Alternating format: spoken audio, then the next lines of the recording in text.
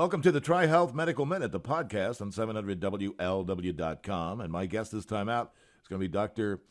Kamal Shemisa, who's a cardiologist. And Doctor, first of all, good to have you here. Thanks for your time.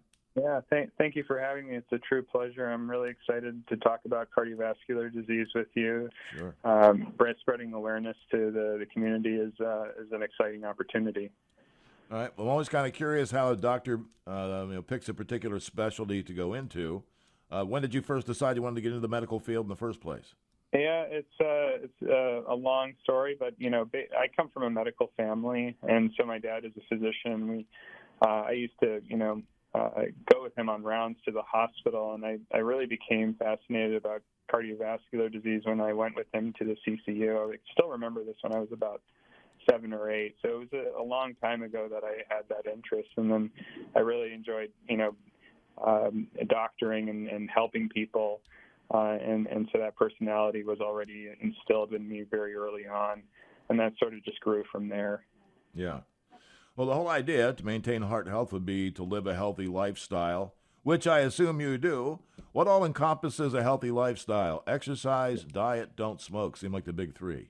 Right, yeah. So it is a pretty standard recommendation of, how do we eliminate saturated fats from our diet, and, ways to eat better as far as eating more fruits and vegetables and eating foods rich in omega-3 fatty acids. Those are what we call heart-healthy foods. And with regards to exercise, we really encourage, activity at least at the very minimum 30 to 45 minutes a day of exercise, and in total about 150 minutes a week.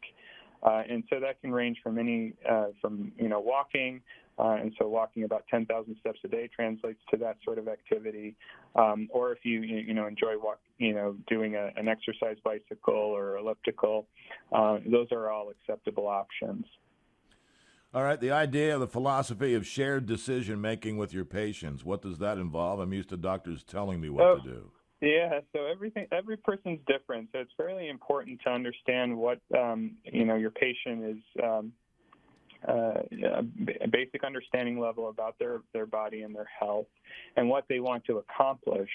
And so we really have a long conversation and sort of understanding what the goals are. And so just to give you an example, you may have an individual who's in his 50s who comes in and says, look, I'm really concerned about heart disease. And so we focus on those options and say, okay, how do we best address your risk factors? And we target blood pressure, cholesterol, the lifestyle, as you sort of put, eating healthier. How do we can incorporate exercise into a busy life schedule? All those sort of things come into the discussion. So it's never you must do this. It's, can we come up with a treatment plan for you to function appropriately and be able to protect your cardiovascular system? So you try to create basically a personalized program for everybody. That's right. Individually. In the future, what sort of innovations do you see coming? Certainly I know just in my lifetime, knowing people with heart problems and what people went through 25 and 30 years ago versus today, there have been tremendous advances. What do you see coming down the pike?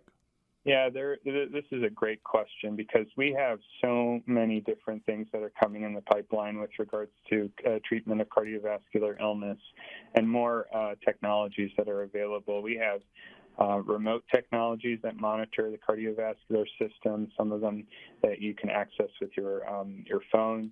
An application that is widely used is something called the Cardia app, a live core. With regards to new treatment options, medications that are available, where we have now many medicines that have really changed outcomes and have reduced cardiovascular disease and are doing it in a very sort of efficient way. For example, we can treat cholesterol now with an injection, and you can lower your cholesterol by doing this injection about once a month. So you don't really have to necessarily remember taking cholesterol medicine. And in the sort of procedural front, we have wonderful devices now that treat valve disease. And so the most widely touted treatment for valve disease now is transaortic valve replacement.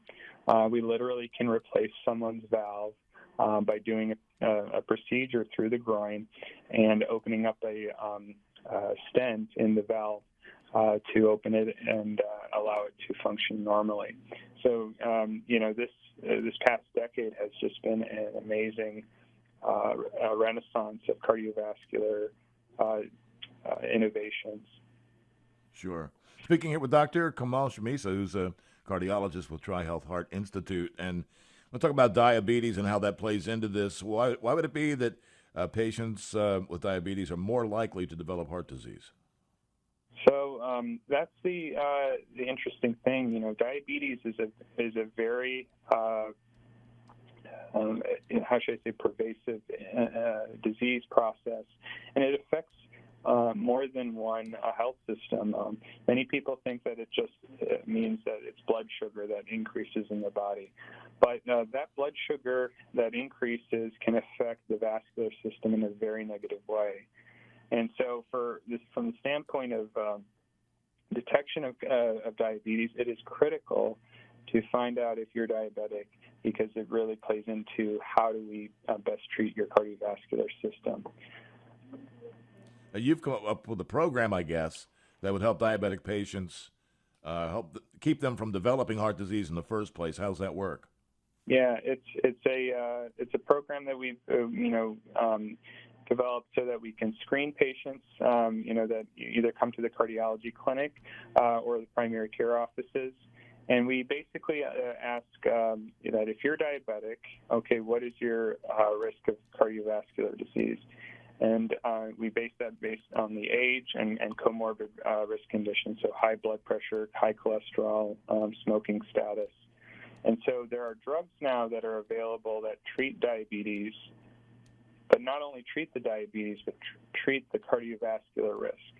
And so it's our job as clinicians to identify those patients and make sure that they're adequately treated with those medications. And we see that if they're on those medicines, they have less risk of heart failure and less risk of heart attack and stroke.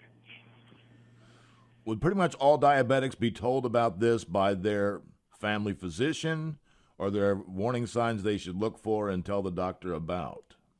Yeah, so really the duration of time for diabetes is really another thing that patients should be aware of. If you've been diabetic for a long time, even, when we say either over 5 years, you really need to start having that conversation about what is my cardiovascular risk. And then, clinicians are aware of this also. So the conversation has to go on both fronts. The diabetic patient needs to, ask, and our clinicians should be asking and be offering the recommendations that are standard now by the American Diabetes Association and American Heart Association. So you partner with other physicians, and basically it's a team care sort of a thing.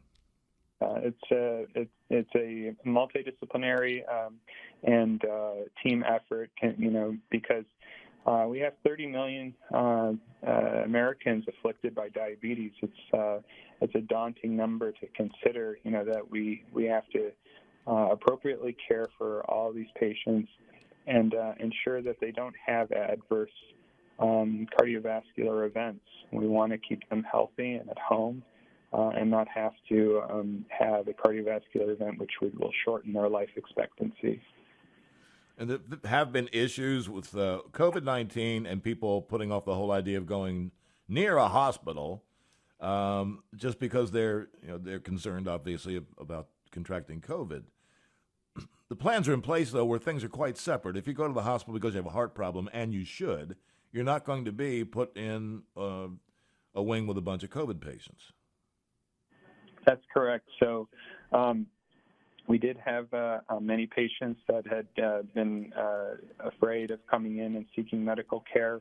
But what we can tell everyone is that if you have concerning symptoms or if you're worried about, your cardiovascular system, that it's important to address those concerns early and not at a later point.